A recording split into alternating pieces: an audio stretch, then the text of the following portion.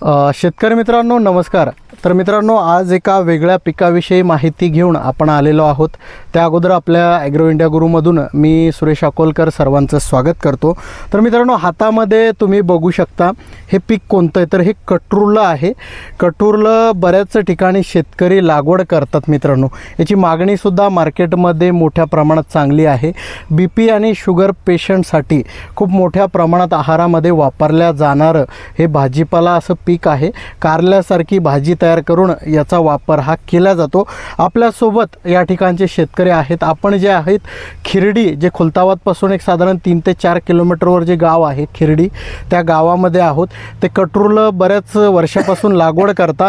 तर या पिकाविषयीची आपण एकंदरीत संपूर्ण जी माहिती आहे ते काकांकडून घेणार आहोत की लागवड कशी करतात, त्याचं उत्पादन किती येतं, त्याला भाव किती मिळतो, याची भाजी कशी तयार केली जाते, ही संपूर्ण माहिती आपण या आजच्या व्हिडिओमध्ये घेणार आहोत मित्रांनो।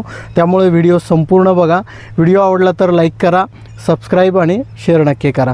तर चला संपूर्ण माहिती घेऊ। काका नमस्कार। सर्वात प्रथम एकदा तुमचा परिचय सांगावा संपूर्ण शेतकऱ्यांना। अप्पाराव नामदेव दौंडे, मुक्काम पोस्ट खिरडी, तालुका खुलताबाद, जिल्हा औरंगाबाद। बरं, तुम्ही हे जे कटुरलं जे पीक आहे हे पीक साधारण किती दिवसापासून करता? 1 वर्षापासून। 1 वर्षापासून तुम्ही हे पीक? पहिल्या वर्षी फेल झालं। बर, दुसऱ्या वर्षी आम्ही मनाने केलं, जमलं। ठीक आहे। तर आता जे नवीन शेतकरी आहेत की जे कटुरलं लागवड करू इच्छितात, तर कटुरलं लागवड जर त्यांना करायचं आहे तर लागवड कशी करावी, त्याला किती दिवस लागतात किंवा काय काय काळजी घेणं आवश्यक आहे? त्याला 1 फुटात लागवड करायची। हां, त्याच्यामध्ये नर मादी निघती। बर, नर उपटून टाकायचा आणि मादी ठेवायची। ही मादी ते त्याच्यात नर मी दाखवून देतो तुम्हाला। बर, म्हणजे 100 ते 150 200 रुपयापर्यंत रेट याला मिळत होते, बरोबर? तर समजा आता इतर जर शेतकरी नवीन जे कटुरले हे पीक लागवड करायची तर बऱ्याच ठिकाणी याचं बियाणं उपलब्ध होत नाही, तर तुम्ही बियाणं उपलब्ध करून देऊ शकता का? बरं, तुम्ही कसं बियाणं देता जर शेतकऱ्यांना आवश्यक असेल तर? काय किलो प्रमाणे किंवा कसं बियाणं देता? आम्ही 20,000 रुपये किलो आणलं होतं, असलं होतं आम्ही। तुम्ही 20,000 रुपये किलो आणलं होतं, बरं। तर मग आता शेतकऱ्यांनी जर मागणी केली बियाण्याची तर कसं द्याल ते तुम्ही सांगा। 10,000 रुपये किलो प्रमाणे। आणि एका एकरला तुमचं म्हणणं किती क्षेत्र, किती लावावं लागतं बियाणं? 2 किलो जवळपास। 2 किलो बियाणं लावावं लागतं, बरोबर?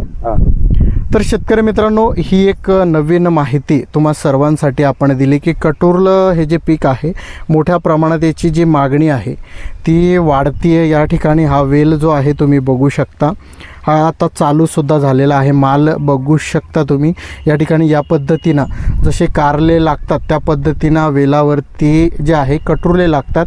हे आयुर्वेदिकमध्ये खूप मोठं महत्त्व या पिकाचं असल्यामुळे भाजीमध्ये याचा वापर होत असतो आणि तो वापर होत असल्यामुळे आणि साधारण 1-2 महिन्यामध्ये सुरुवात होती। शेतकऱ्यांसाठी परवडणारं हे पीक आहे। याच्यावर काही रोगराई किंवा फवारण्या लागतात का?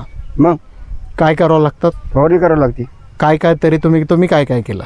आता ते फवारण्याची आता औषधीचं नाव आपल्याला नाही सांगता येणार, पण फवारण्याला किती हप्त्यातून 2-3दा बरं फवारणी करण्याची आवश्यकता 2,000 रुपयाची फूट लागत। म्हणजे वेलवर्गीय जे पिकं आहेत मित्रांनो यावरती जे येणारे रस शोषणारे कीटक आहे किंवा व्हायरस वगैरे येतो याच्यावर? मग येतो, आता सध्या नाही। व्हायरस असेल किंवा इतर जेही रोगराई येते, आपण आता वेलवर्गीय पिकामध्ये काम करतो तर त्यावेळेस त्या तशा पद्धतीने आपल्याला फवारण्या घेणं आवश्यक आहे। बरं, याचा मार्केट जे भाव आहे हे सरासरी हेच राहता की कधी पडत कमी सुद्धा? आता गरिबी श्रीमंत कसं म्हणजे सरासरी 100 रुपयापासून 150 लगे विकत, बरोबर? म्हणजे 100 रुपये प्लस भाव मिळू शकतात। जर तेजीचं मार्केट असेल तर 200 पर्यंत पण विकू शकतं। तर मित्रांनो एक गॅरंटेड असा भाव मिळणारं हे पीक आहे। खूप चांगलं पीक आणि सोपं पीक आहे। तुम्हाला जर घ्यायचं असेल तर काकांकडून बियाणं हे उपलब्ध होईल। तर तुमचा नंबर तुम्ही सांगू शकता जेणेकरून बियाणं लागले तर तुमच्याशी संपर्क साधतील। तुमचा नंबर? 9373। तर बियाणं उपलब्ध करायचं असेल किंवा अधिक जर माहिती या पिकाविषयी घ्यायची असेल तर तुम्ही कटुरल्या पिकाविषयी त्यांना फोन करू शकता, माहिती विचारू शकता किंवा बियाणं देखील तुम्हाला हवं असेल तर बियाणं या ठिकाणी उपलब्ध होईल। तर धन्यवाद आपल्या सगळ्यांचे, खूप खूप धन्यवाद ॲग्रो इंडिया गुरुतर्फे। धन्यवाद।